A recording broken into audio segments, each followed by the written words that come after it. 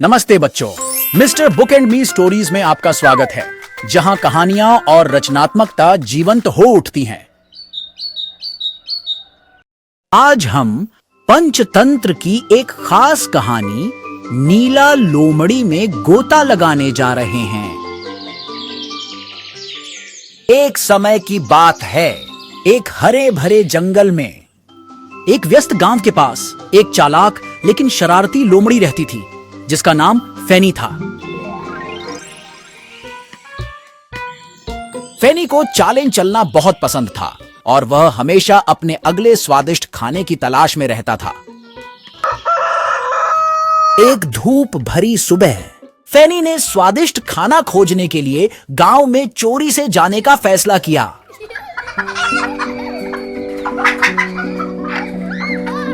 घरों के पास से चुपके चुपके गुजरते हुए वह ताजा बेक किए गए ब्रेड और मीठे फलों की सुगंध का विरोध नहीं कर सका।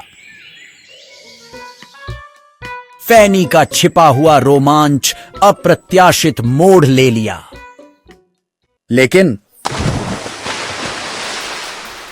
वह फिसलकर बड़े नीले रंग के ढाई के बर्तन में गिर गया। छींटे, चारों ओर नीला रंग बिखर गया। वाह, मुझे देखो, मैं सिर्फ कोई साधारण लोमड़ी नहीं हूँ, मैं एक नीली लोमड़ी हूँ।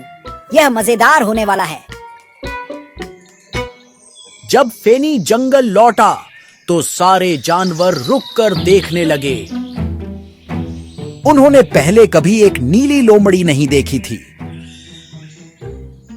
ओ अद्भुत प्राणी, तुम कौन हो?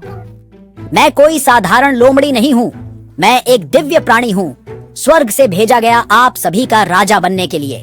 मेरे सामने झुको और मैं तुम्हारी रक्षा करूंगा और तुम्हारा नेतृत्व करूंगा। जानवरों ने फेनी पर विश्वास किया। उन्होंने उसके आगमन का जश्न मनाया और उसे सबसे स्वादिष्ट फल, सबसे मीठे मेवे और यहां तक कि एक आरामदायक पत्तों से बनी गद्दी भेंट की। फेनी अपनी किस्मत पर विश्वास नहीं कर पा रहा था, राजसी तरीके से रह रहा था। लेकिन राजा बनना उतना आसान नहीं था जितना फेनी ने सोचा था। उसे हर समय गंभीर रहना पड़ता था और कभी हंसना या हाउल नहीं करना था। आखिरकार वह नहीं चाहता था कि जानवर यह समझें कि वह सिर्फ एक साधारण लोमड़ी है। एक शांत रात में फेनी ने दूर से लोमड़ियों के चिल्लाने की परिचित आवाज सुनी। यह उसके असली परिवार की आवाज थी, जो उसे घर बुला रही थी। मैं सिर्फ एक छोटी सी हुक का विरोध नहीं कर सकता।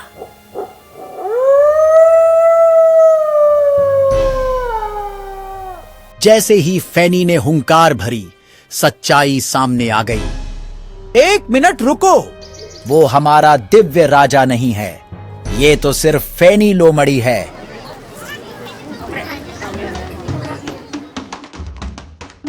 फेनी भागता ही गया, निराश जानवरों से दूर। जैसे ही वह गहरे अंधेरे जंगल में भागा, उसकी नीली फर फीकी पड़ने लगी और वह फिर से एक साधारण लोमड़ी बन गया। खैर, मुझे लगता है कि कुछ ऐसा होने का नाटक करना जो मैं नहीं हूँ, आखिरकार इतना अच्छा विचार नहीं था। और उस दिन से फेनी ने एक महत्वपूर्ण सबक सीखा। अपने आप के प्रति सच्चा होना हमेशा सबसे अच्छा रास्ता है। समाप्त। क्या आपने फेनी का रंगीन साहसिक आनंद लिया? याद रखें, खुद होना सबसे अच्छा तरीका है चमकने का। यदि आपको कहानी पसंद आई तो हमें एक बड़ा अंगूठा दें, इसे अपने दोस्तों के साथ साझा करें और अधिक जादुई कहानियों के लिए सब्सक्राइब बटन दबाना न भूलें। अगली बार मिलते हैं।